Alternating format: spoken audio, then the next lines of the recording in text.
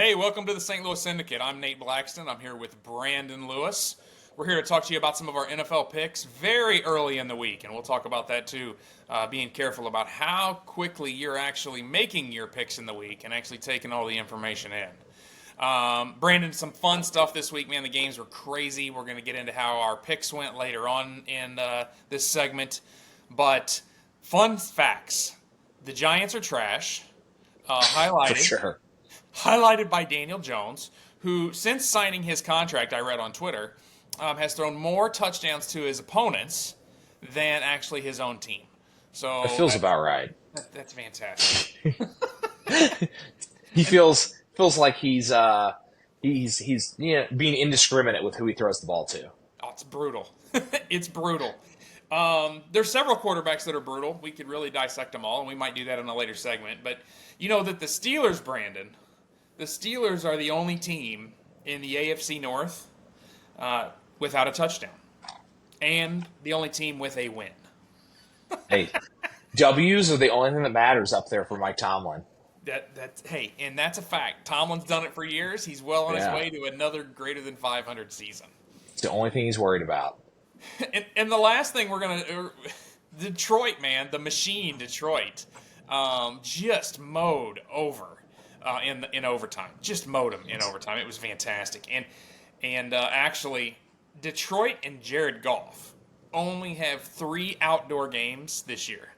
So that bodes well if you're a Lions fan. Those guys like to play on the turf, and they like to chew up some yardage. Those tiny hands are going to stay nice and warm. Tiny hands. Oh, I love it. All right. So, Brandon, right into some of our information about week 2. You had some stuff you wanted to share around home dogs.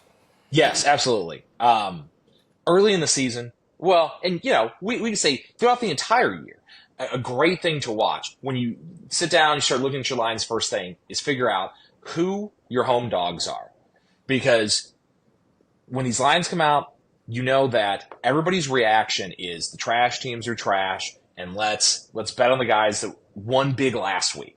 Absolutely. And you're going to get that value on the line by looking for those home dogs because they're in a situation where they get to play in their own house, they get their own crowd, and it's not like they're going to win every time, but when you're looking for those little edges, especially if you can get the hook, you get that 3.5, that 6.5, that 7.5, you have the opportunity to steal a point or two, especially if you're in, one of these pools where your lines lock early in the week before steam starts pushing them one way or the other. So even like the Ben Harper, right? We get lines Absolutely. early in the Ben Harper. So pay attention to that line movement and around the home dogs. Without a doubt. So is there any home dogs that you see on the page that you're thinking, well, that doesn't make sense? Look, the first one that jumps off the page, unfortunately, is Carolina, Oh, right? They go to New Orleans. They get run out of the house. oh, And now the Chargers have to get on a plane, fly all the way across the country, and play an early game in Carolina where they just got to sit around and think about it for a week. And, it's not like it's lock or anything, but 6.5 is a lot of points when your opponent is mostly going to be focused on running the ball. yeah. That's a great point. And so we knew that all along. And the Chargers came out, and there's going to be a lot of love for the Chargers, and there's going to be a lot of hate on the Panthers. And that's one thing I wanted to bring up is just week 2 overreactions. If you listen to any of the podcasts, the experts, and it actually happens, man, in all of our pools, all of our leagues, everybody overreacts. How bad is that team really? How good is that team really? You've heard it here first, folks. The Giants are terrible. I'm going to stick by that. But, so no overreactions here. But that's a great game. The Carolina Panthers and the Chargers are a great overreaction game. You immediately are thinking Chargers are going to beat them by 10. Not so fast, right? You've got a home dog. These are prideful individuals, right? They're professional athletes for a reason. I really agree with that. And the other one that I want you guys to watch out for and be careful with in your pools is the Kansas City Chiefs and the Bengals. This opened with the Chiefs 3.5 points over the Bengals, and it moved to 5.5. And many of you are probably thinking, hold on. I just watched Patrick Mahomes and the Super Bowl champions just come out and look really good against a tough Ravens team. Now, the Ravens look fair. They didn't look bad, but the Chiefs took care of business against a great team. That coupled with Cincinnati and the dumpster fire that is the Bengals right now, after everybody lost their survivor picks to the Patriots going, oh, overreaction in week 2.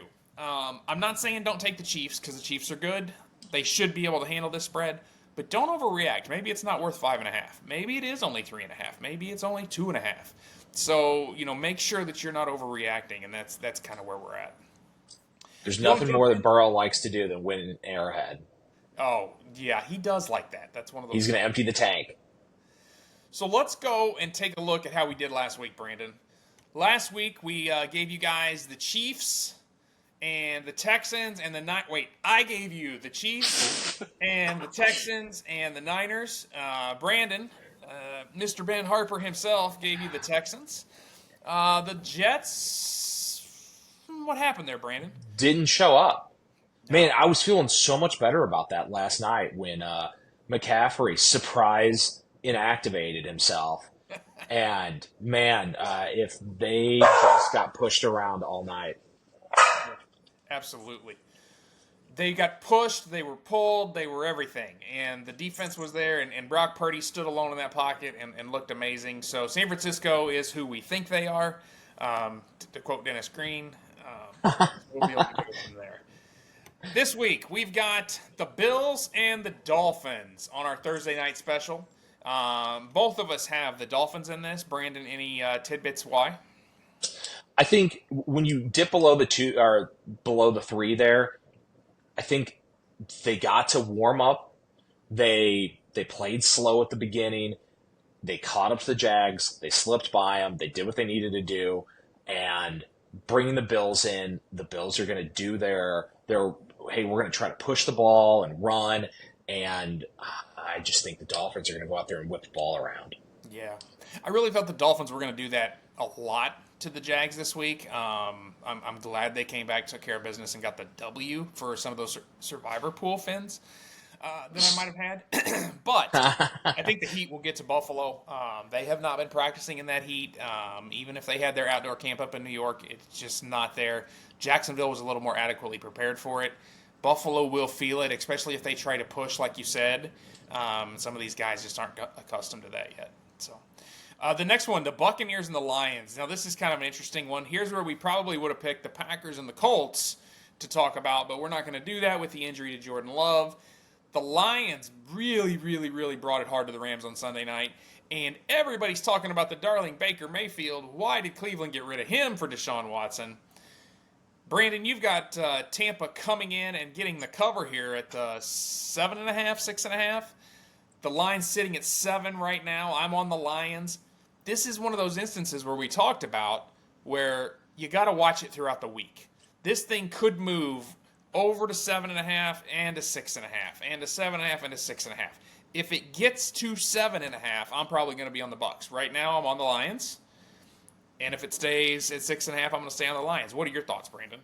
I think it's a fair take. I think, if I can grab that 7 or 7.5 on the Bucs side, I don't see any reason why early in the season Detroit's going to just empty the tank against Tampa if they're up late. We shouldn't see, having to run up the score on a non-divisional opponent when you can just get out of there with a win. Yeah, that's a great point. Yeah, that's one of those that you want to see them push it and get the score, and they're just probably going to just be happy to win. So, totally agree. And then the Bears, Caleb Williams. I've seen some good memes about him on Twitter. If you haven't seen him, go Google Caleb Williams on Twitter about how he did not help the Bears to this victory. And he's going into a Texans team where Caleb Stroud definitely did help the Texans over a sound Colts team. We're both sitting here on Houston at 6.5. Feeling like that should probably be a little bit of a higher line, but I'll take 6.5 right now for sure. Yeah, I would. Again, you start seeing where, you get up to 7.5. I'd probably even take the Texans there. I think the Texans defense is going to be the key to this game. I think Caleb's just not quite stretched out enough to deal with what they're going to, throw his direction. And I don't see Stroud in that offense making the dumb mistakes that Tennessee made last weekend and just being undisciplined. Yeah, totally agree. Well, hey, thanks, Brandon. Great week. He's Brandon. I'm Nate. We're the St. Louis Syndicate. You guys have a great week. Have a good week, guys.